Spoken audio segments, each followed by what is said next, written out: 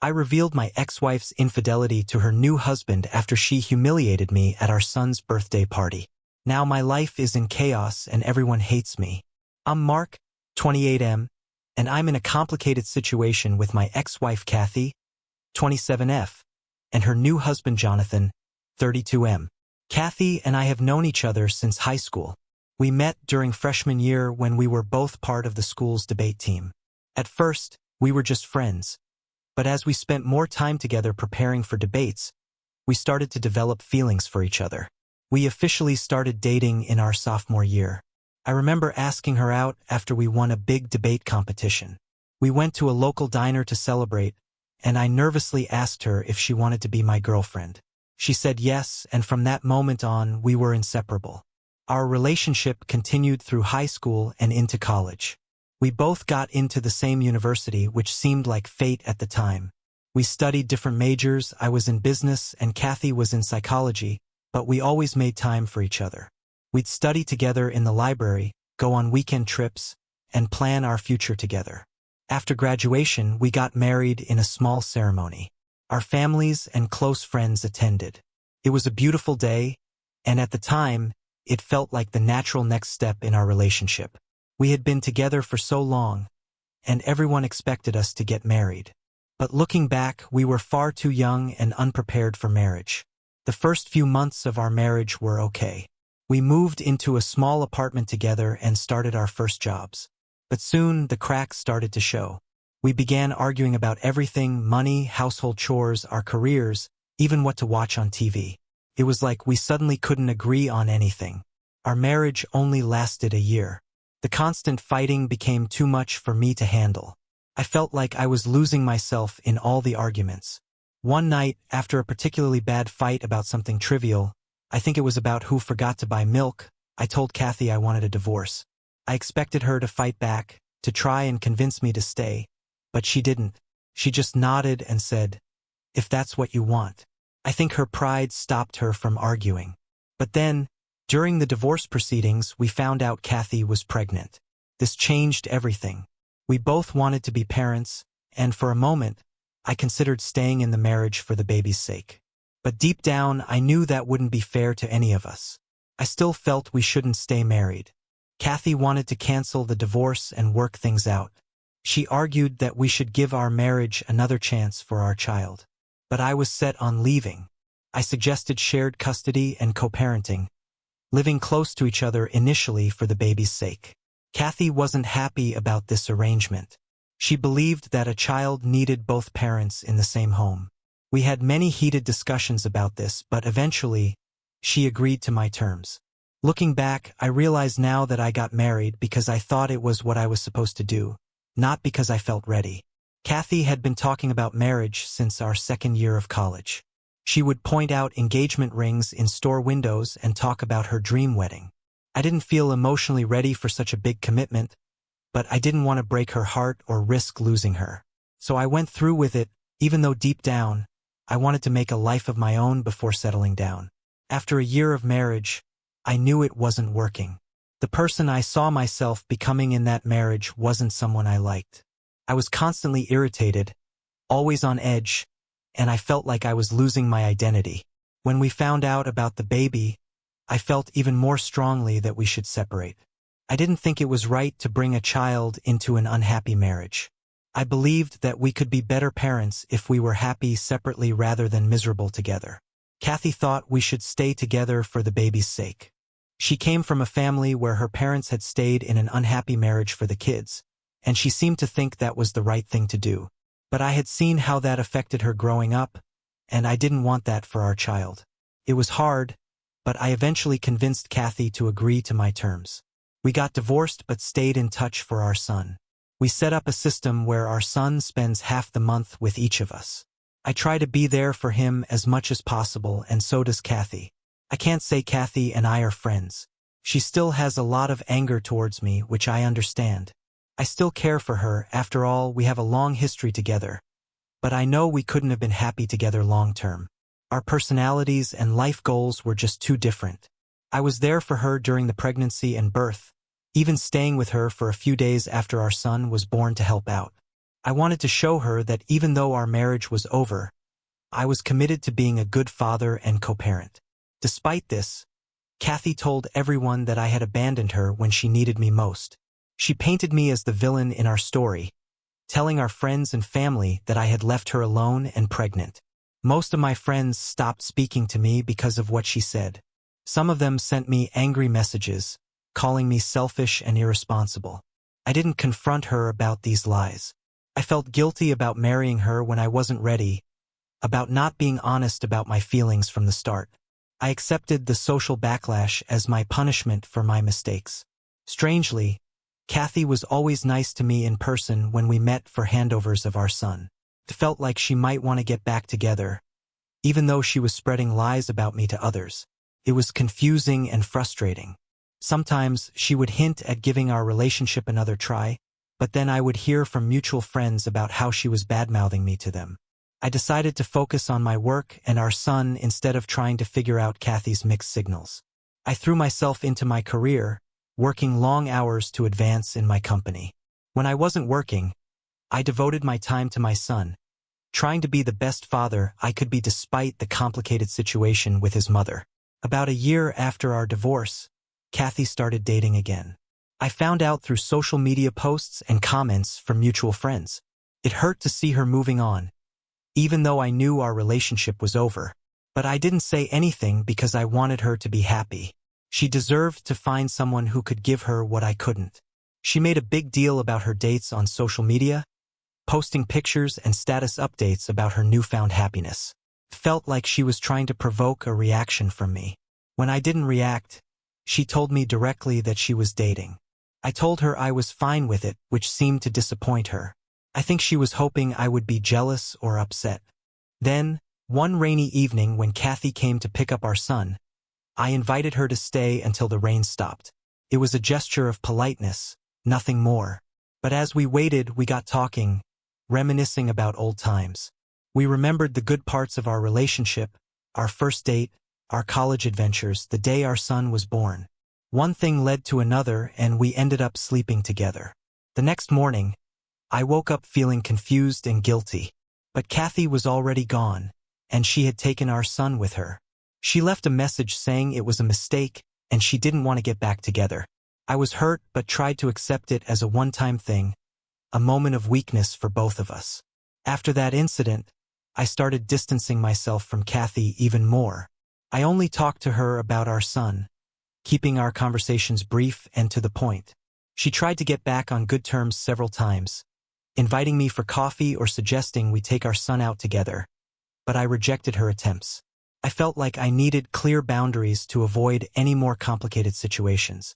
Then Kathy started dating Jonathan. I knew him as the older brother of a mutual friend from school. He seemed like a good guy, successful, kind, and stable. I was happy for Kathy. It looked like she had found someone who could give her the kind of relationship she wanted. Our interactions decreased even more after that, which was fine with me as I was trying to move on with my own life. I focused on my career and on being a good father to our son. I even started going on a few dates myself, though nothing serious came of them. But a few weeks before Kathy's wedding to Jonathan, she showed up at my apartment late at night. I was surprised to see her there, especially so late. When I opened the door, she was crying. She said she missed me and had made a huge mistake. She confessed that everything she'd done over the past couple of years, the dating, the social media posts, even her relationship with Jonathan, was all to try to get me back. I was shocked by her confession.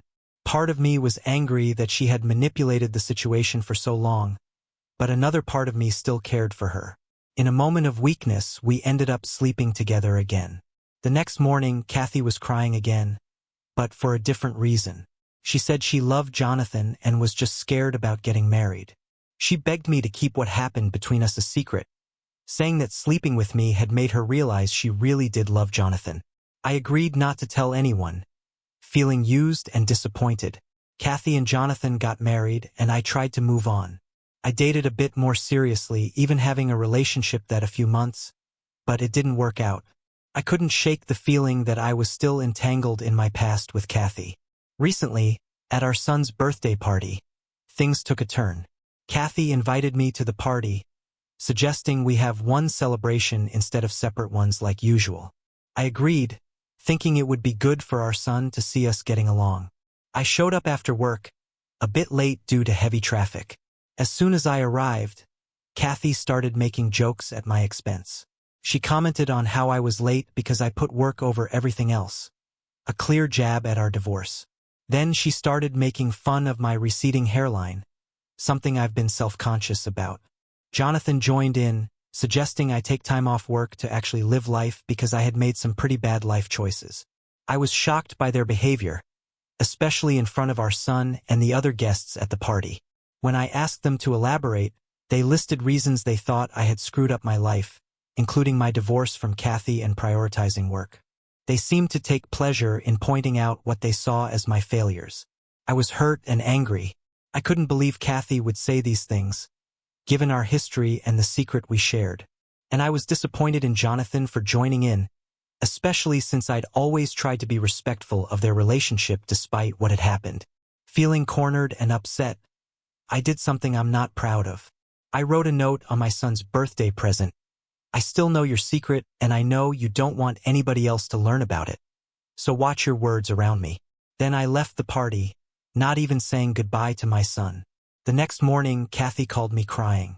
She apologized for what she'd said, explaining she was upset because I was late and our son had been asking for me. She begged me not to reveal her secret, saying it would ruin her marriage and hurt our son. But I've realized that I've been letting Kathy manipulate me for too long. Her behavior at the party, followed by her tearful apology, made me see how she's been playing with my emotions for years. I'm considering telling Jonathan the truth about what happened before their wedding. I don't want to live with his secret anymore, and I think Jonathan deserves to know the truth about his wife. So, Reddit, Whipta if I told my ex-wife's husband the truth about her infidelity. Update 1. It's been 2 weeks since my son's birthday party, and a lot has happened. I've been thinking hard about what to do, replaying events in my mind and considering the potential consequences of my actions. After much deliberation, I made a decision. I told Jonathan the truth. I sent him a detailed message explaining everything that happened between Kathy and me before their wedding. I included the date it happened, the circumstances leading up to it, and Kathy's behavior afterwards. I also included proof of Kathy being at my place that night, a security camera screenshot from my apartment building showing her entering late at night and leaving early in the morning. After sending the message, I blocked both Jonathan and Kathy. I know it might seem cowardly, but I needed some space to process everything. I know I'll have to see Kathy eventually when I pick up our son, but for now, I don't want to deal with either of them. I also told everyone I know to keep Kathy out of our conversations. Some friends and family members have been trying to ask me about what's going on, but I've been deflecting their questions. I did what I had to do, and I'm not going to feel guilty about it. I shared my side of the story and spoke my truth. I'm done with that chapter of my life. As of now, I haven't received any messages or threats. I'm guessing they haven't told people yet, but I'm mentally prepared for when the news does come out. I know it's going to be messy, and I'm likely to lose some friends over this. But I feel like it's a price I have to pay for my peace of mind. I know some people might think I did this out of jealousy or to get Kathy back, but that's not true. I did it to get rid of my own guilt. Maybe it was Kathy's fault for cheating, but it was my mistake too for going along with it. I want to be a good father, and to do that, I need to be a good person first. Living with this secret was eating away at me, affecting my relationships and my self-esteem. The only person I feel sorry for in this situation is Jonathan. He's a nice guy who didn't deserve any of this. But at least now he knows the truth and can make his own decisions. I hope he finds the strength to do what's best for him, whatever that might be. I've been reflecting on my past choices too. I made a mistake marrying Kathy when I wasn't ready. We were both young and immature, and neither of us was prepared for marriage. Having a child together complicated things even more. I wonder how different our lives would have been if we had waited a few years before getting married, or if we had been honest with each other about our doubts. I've also been thinking about how I handled our divorce and co-parenting situation. While I stand by my decision to end our marriage, I wonder if I could have communicated better or been more supportive during the transition. Maybe if I had been more clear about my feelings and boundaries from the start, we could have avoided some of the drama that followed. This whole situation has made me realize that I need to work on myself. I want to be a better person, not just for my son, but for myself too. I'm considering taking some time off work to focus on personal growth and spending more time with my son. I've realized that I've been using work as an escape from my personal problems, and that's not healthy for me or for my relationship with my son. I'm also planning to be more honest in my relationships going forward. Keeping secrets and avoiding confrontation has only led to more problems. It's time for me to face things head-on and communicate more openly. This includes being honest with my son, in an age-appropriate way, about what's going on between his mother and me. As for Kathy, I hope she takes this as a wake-up call too. We both made mistakes, and we both need to do better for the sake of our son. I'm not interested in rekindling our relationship, but I do hope we can eventually find a way to co-parent more effectively. Right now, that seems like a distant possibility, but I have to believe that we can get there for our son's sake. For now, I'm focusing on my son and myself. I've arranged for him to stay with me for the next few weeks while things settle down. I want to make sure he feels loved and secure during this turbulent time. We've been doing a lot of fun activities together, playing games, watching movies, going to the park. I'm trying to create a sense of normalcy for him amidst all this chaos. I know there will be fallout from my decision to tell Jonathan the truth. Kathy's family and friends might come after me, and I might lose some more friends. But I feel like a weight has been lifted off my shoulders. For the first time in a long time, I feel like I'm doing the right thing. I'm not sure what the future holds, but I'm ready to face it with a clear conscience. I've learned a lot from this experience, and I'm determined to do better moving forward. I want to be someone my son can look up to, someone who stands by their principles even when it's difficult. I know the road ahead won't be easy. There will be tough conversations, awkward encounters, and probably some heated arguments. But I'm prepared for that. I'm done running from my problems or sweeping them under the rug. It's time to face everything head-on. To anyone out there in a similar situation, wondering whether to reveal a difficult truth, I say this: think carefully about your motivations and the potential consequences. But also consider the cost of keeping secrets. Sometimes, the short-term pain of telling the truth is worth the long-term peace it brings. Update 2: It's been a month since I told Jonathan the truth, and as expected, all hell broke loose. The news of Kathy and Jonathan's divorce has spread like wildfire.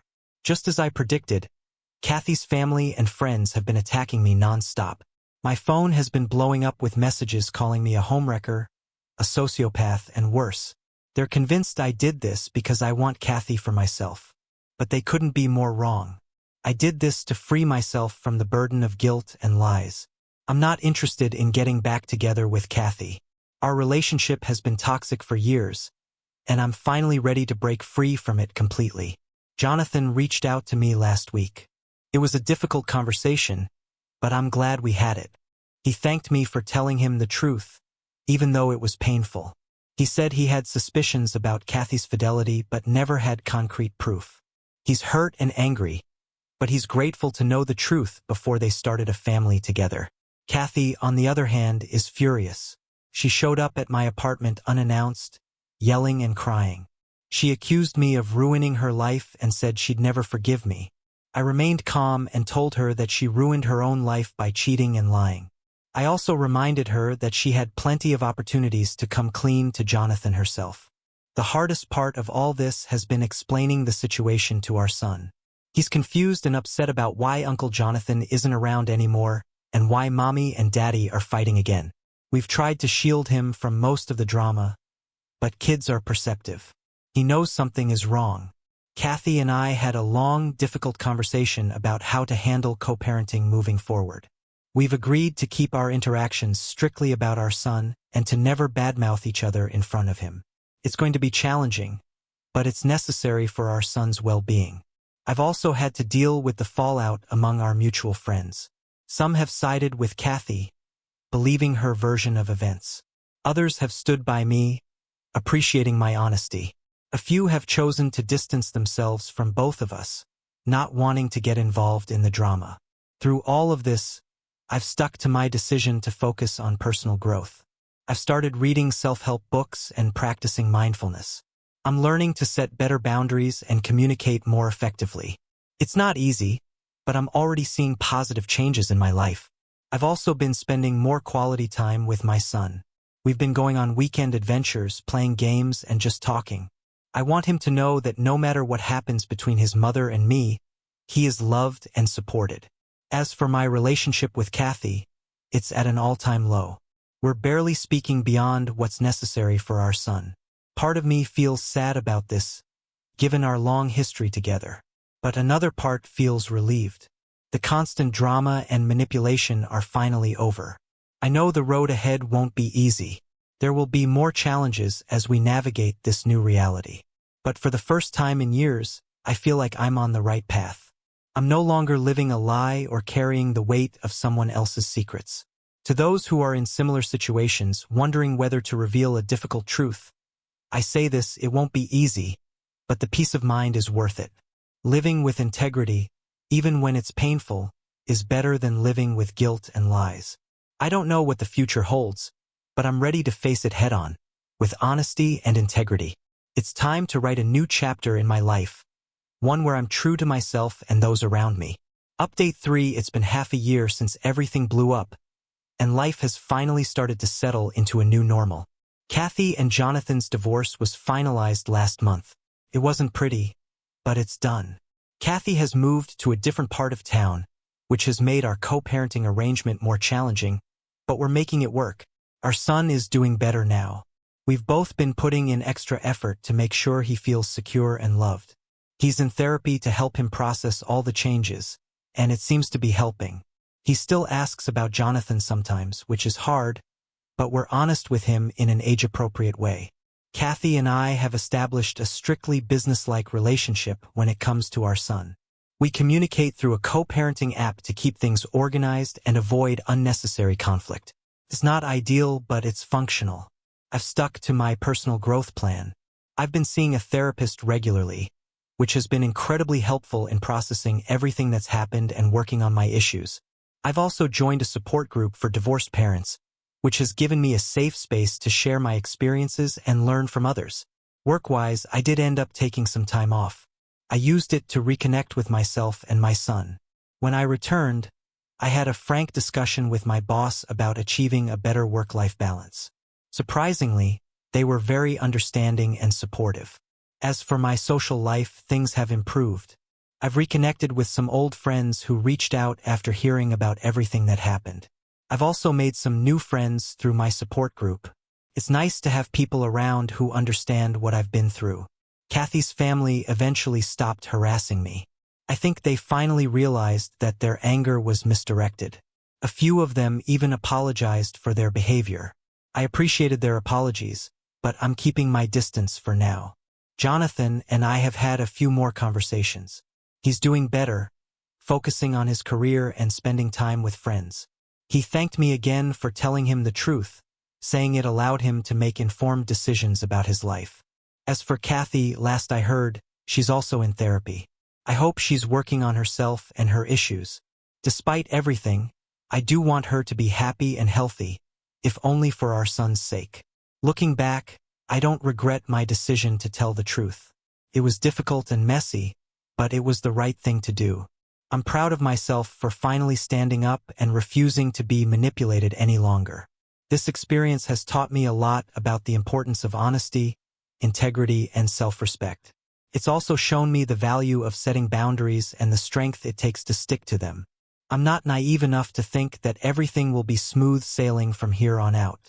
Co-parenting with Kathy will always be challenging, and I'm sure there will be more hurdles to overcome.